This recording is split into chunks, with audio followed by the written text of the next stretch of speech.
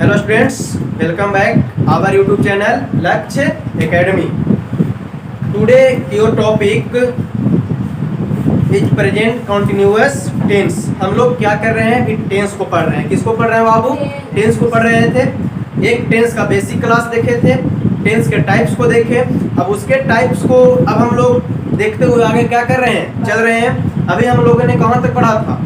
Present indefinite या simple present tense का structure पढ़ लिए थे हम लोग और उसका आइडेंटिफिकेशन पढ़ लिए थे. ठीक है, अब हम लोग कहाँ पे आ रहे हैं? प्रेजेंट कॉन्टिन्यूअस टेंस में. किस में आ रहे हैं बाबू? प्रेजेंट कॉन्टिन्यूअस टेंस पे. ठीक है, तो सबसे पहले समझो प्रेजेंट कॉन्टिन्यूअस टेंस क्या है. तो मैंने कॉन्टिन्यूअस के बारे में समझाया था कि कोई एक्शन जब स्टार्ट होता है तो उसी समय से वो कंटिन्यू होता है. तो हम लोग कहते हैं उसी वक्त हम लोग कहते हैं कि काम हमारा क्या हो गया, स्टार्ट हो गया. नहीं, यानी कि an action going on at the time of speaking, an action going on at the time of speaking, यानी कोई कार्य बोलते वक्त क्या है, जारी है. तो हम कहते हैं कि वो सेंटेंस किस में है बाबू? प्रेजेंट कॉन्टिन्यूअस टेंस का वो सर सेंटेंस है. एग्जांपल के लिए पहले एक समझाते, जैसे कि मैंने लिखा, मान लो कि मैंने लिखा कि Mohan is reading a book. मैंने क्या लिखा बाबू? मोहन इज रीडिंग बुक, यानी मोहन क्या कर रहा है, किताब पढ़ रहा है. तो ये एक्शन जो है at the time of speaking ये कंटिन्यू है या नहीं है, बोलते वक्त ये जारी है या नहीं है. तो सर मोहन किताब पढ़ रहा है यानी कि काम क्या है, जारी है. एक्शन बोलते वक्त हो गया क्या चीज, चालू. तो एक कौन सा टेंस का हमारा वाक्य है? प्रेजेंट कॉन्टिन्यूअस टेंस का ये वाक्य. ठीक है, इसमें देखो पहले कुछ पहचान होते, कुछ स्ट्रक्चर होते. पहचान से हम लोग नहीं कर पाएंगे, कुछ पहचान होगा उसको बता देंगे, और कुछ हमारा पहचान से अलग भी आ जाता है तो उसको हम लोग कैसे करेंगे ये भी चीज हम लोग समझते हैं. जैसे कि बताओ, किसी को याद है कि प्रेजेंट कॉन्टिन्यूअस टेंस का पहचान क्या होता है बाबू?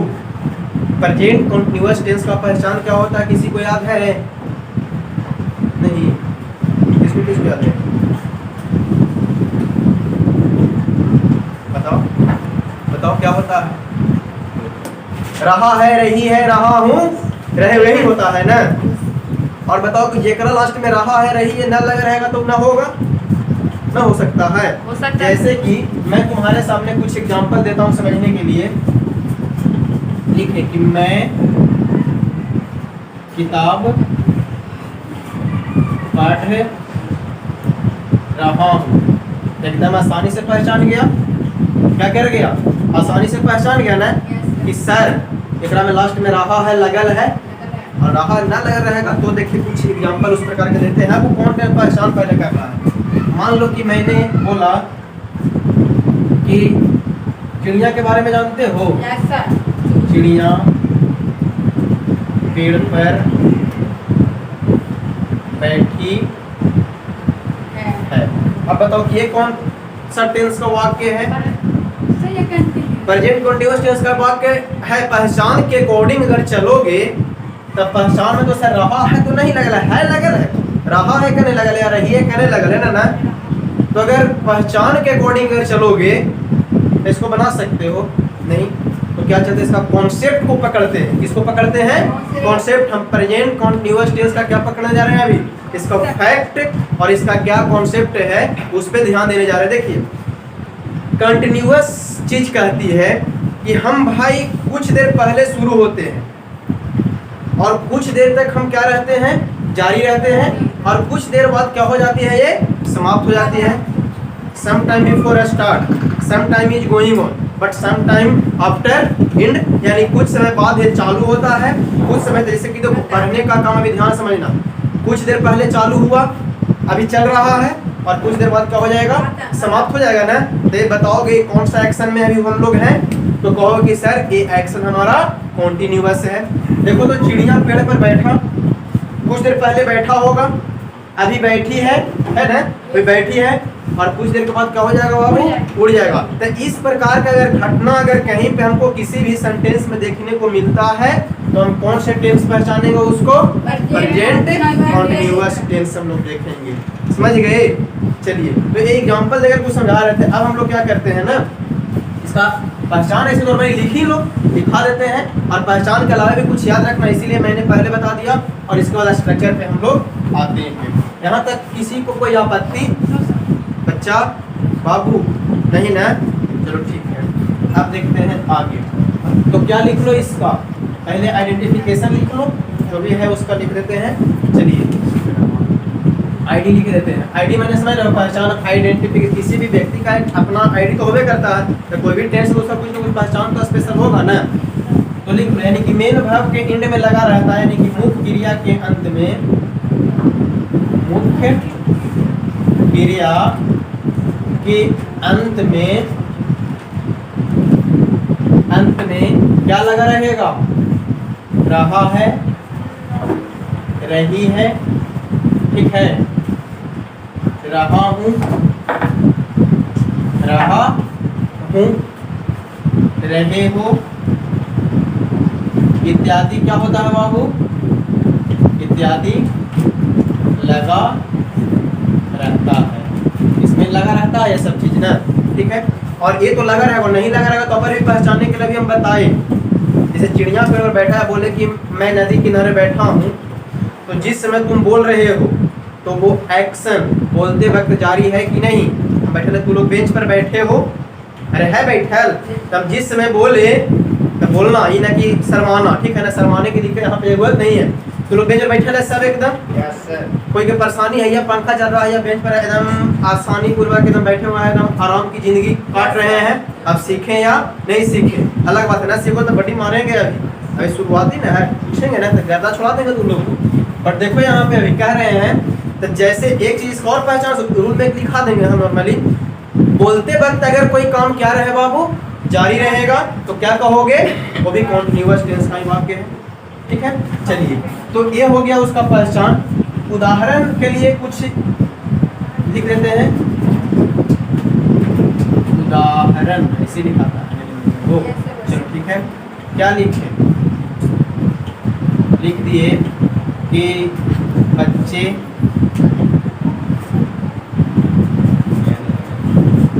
शोर मचा रहे हैं,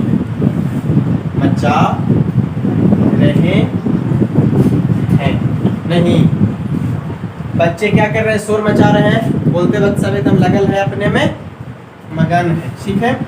और जैसे कि और मैं लिख दूं, तुम लोग अंग्रेजी पढ़ रहे हो। अभी अंग्रेजी पढ़ रहे हो कि नहीं पढ़ रहे हो? मैंने बोला काम क्या है, जारी लिखते चलोगे, ठीक है। तो ये क्या हो गया? पहचानने का तरीका उसका हो गया। क्या हो गया? पहचानने का तरीका हो गया। और एक चीज हम इसमें कह सकते हैं, क्या चीज? अगर उस प्रकार से और पहचानो कि देखिए, अगर कोई एक्शन है, एन एक्शन, ठीक है, going on at the time of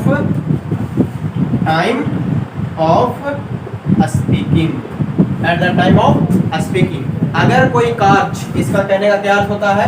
अगर कोई कार्य बोलते वक्त क्या हो? जारी हो। बोलते वक्त क्या हो? जारी हो। तभी क्या समझोगे? प्रेजेंट कॉन्टिन्यूअस समझो, ठीक है ना। चलिए देखिए, तो ये क्या हो गया बाबू? हमारा पहचान आ गया। और एक कुछ इसको मान लो कि इसको एक प्रकार से रूल कर लेते हैं। हम ये भी कह सकते हैं इसमें कि प्रेजेंट कंटिन्यूअस टेंस में क्या होता है, जब हम किसी काम को कर रहे हैं, तो जिस समय बोला जा रहा है हमें, तो उस समय अगर वो काम जारी है तो वो प्रेजेंट कॉन्टिन्यूअस टेंस में आता है। पहले इतना उतारो, इसके बाद यहीं पे स्ट्रक्चर बगल में लिख देते हैं, इसको इरेज करके, ठीक है। पहले इतना सब लोग उतारो।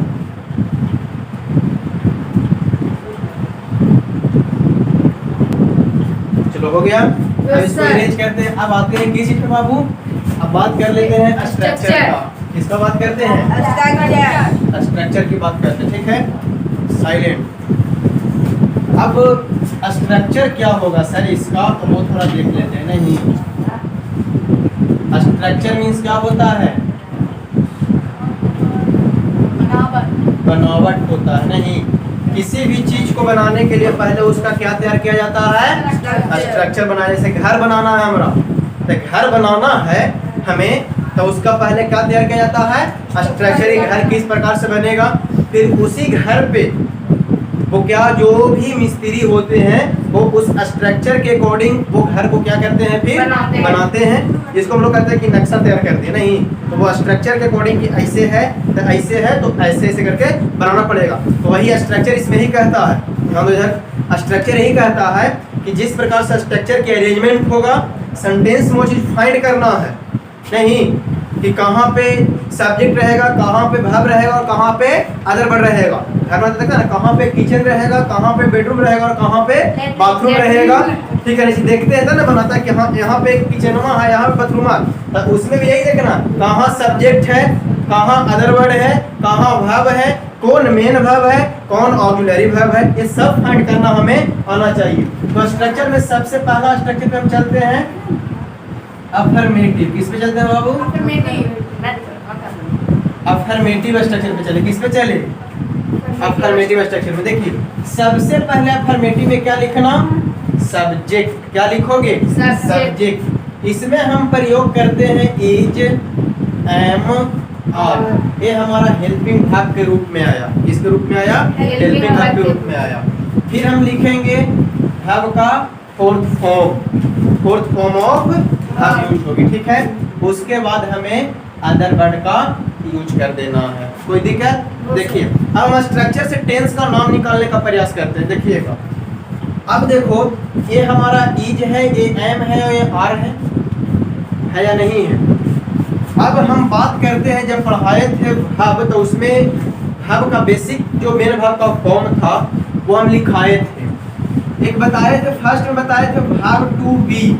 नहीं, वर्ब टू बी का फर्स्ट फॉर्म होता था एम और क्या होता था? आर।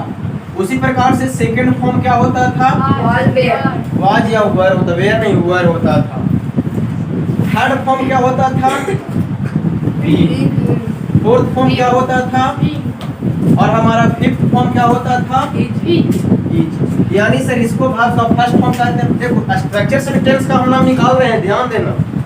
इसको हम क्या कहते हैं? सेकंड फॉर्म कहते हैं, थर्ड फॉर्म कहते हैं, फोर्थ फॉर्म कहते हैं और इसको फिफ्थ फॉर्म कहते हैं। अगर दिमाग में थोड़ा सा भी पीछे की चीज जो पढ़ा था अगर वो माइंड में होगा तो तुम यहाँ से इसका टेंस का नाम फाइंड कर लिया होगा। ठीक है, हमने वर्ब के फर्स्ट फॉर्म का नाम क्या दिया था? अरे क्या दिया था? प्रेजेंट नाम दिया था, याद रखना। प्रेजेंट इसको कहते थे। और ये किस फॉर्म में रहता था? प्लूरल फॉर्म में। किस फॉर्म में रहता था? प्लूरल फॉर्म में। हमने सेकंड फॉर्म को क्या नाम दिया था? पास्ट कहते थे। थर्ड फॉर्म को क्या नाम दिया था? परफेक्ट कहते थे। कंटिन्यूअस है, परफेक्ट कहते थे। फोर्थ फॉर्म को क्या कहते थे?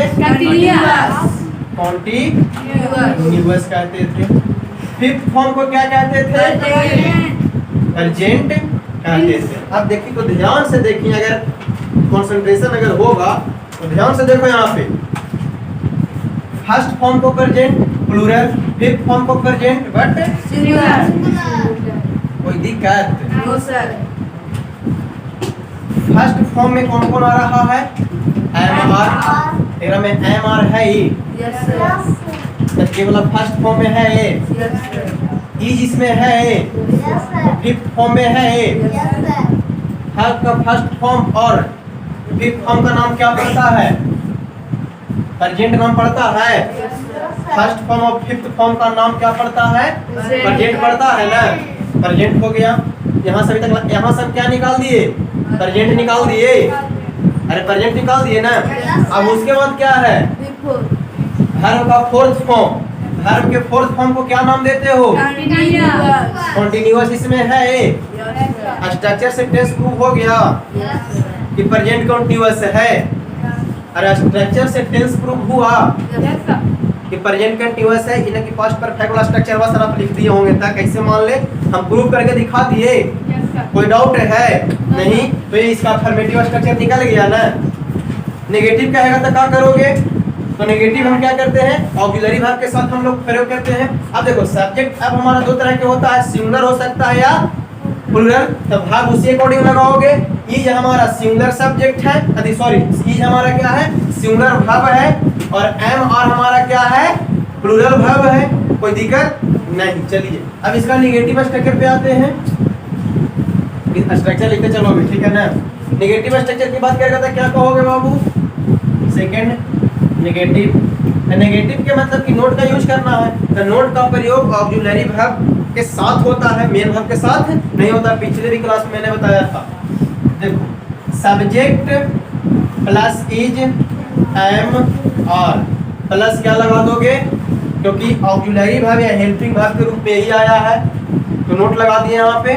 प्लस क्या करोगे बाबू, फोर्थ फॉर्म ऑफ वर्ब, और प्लस क्या लिख दोगे, अदर वर्ब। कोई डाउट है स्ट्रक्चर में नहीं ना। इसी प्रकार से इंट्रोगेटिव लिखने के लिए कहेगा, इंट्रोगेटिव लिखने के लिए कहेगा, क्या कहोगे बाबू, देखो तो इंट्रोगेटिव में क्या होता है, ऑक्सिलरी वर्ब बाहरी के आता है, कहाँ आता है, इंट्रोगेटिव में ऑक्सिलरी वर्ब कहाँ आएगा, बाहर उसका स्थान होता है।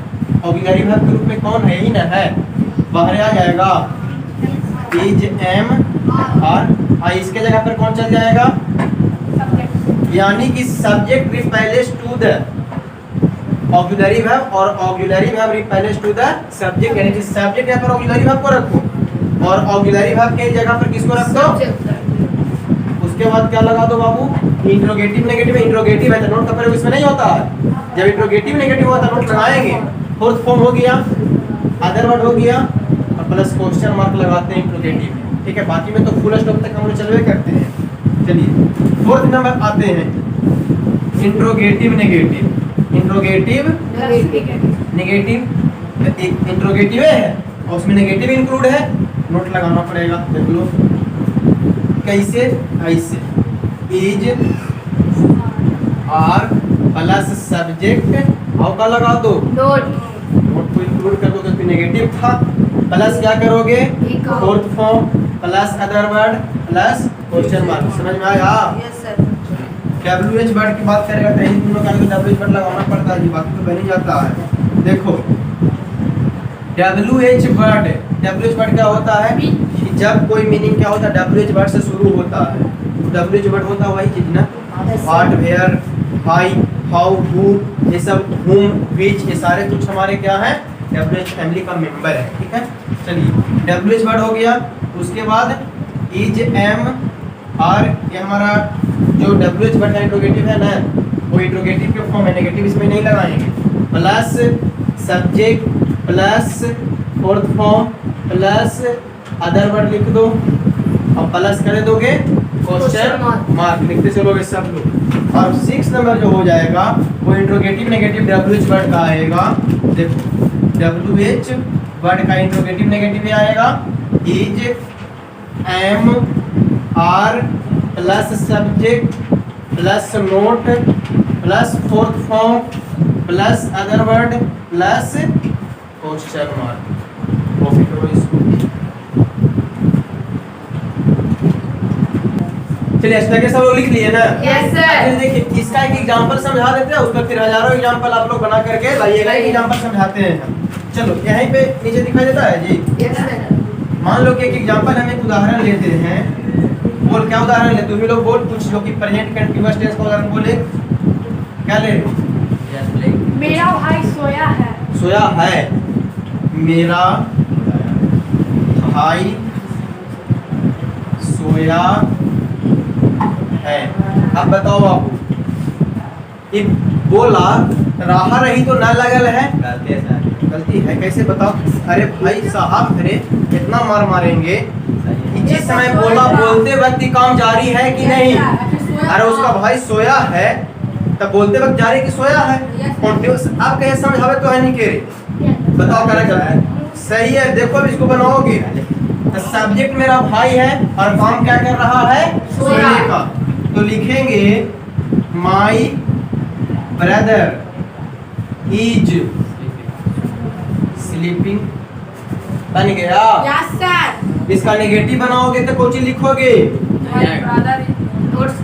My brother Is not note sleeping, note sleeping. Interrogative बनाओगे तो क्या लिखोगे? Is my brother, is my brother sleeping. बाकी तो इसी प्रकार से आगे कर लोगे ना, क्वेश्चन मार्क कर लोगे ना इसी प्रकार से आगे धीरे धीरे। ठीक है, देखिए या इसका कथन ये भी हो सकता है मेरा भाई सो रहा है या मेरा भाई सोया हुआ है, और बोलते वक्त काम जारी है। और जब बोलते वक्त काम जारी है तो इसका रूल ही कहता है, कॉन्सेप्ट कहता है, फैक्ट कहता है कि हम भाई कौन से टेंस में है? प्रेजेंट कॉन्टिन्यूअस टेंस में। हाँ मैं खा रहा हूँ, मैं क्या कर, मान लो कि मैं रोटी खा रहा हूँ, मैं आम खा, कुछ भी मतलब खाने की बात कर रहे हैं। ठीक है, तो उस कंडीशन हम कहेंगे वो सारे सेंटेंस किसके उदाहरण है? प्रेजेंट कॉन्टिन्यूअस टेंस का। इसके उदाहरण आप लोग करके आइएगा अपने सोच करके। ठीक है, तो आज की क्लास आप लोग के लिए यहीं तक। आप लोग अगर क्लास अच्छी लगी तो लाइक और शेयर और कमेंट जरूर करेंगे।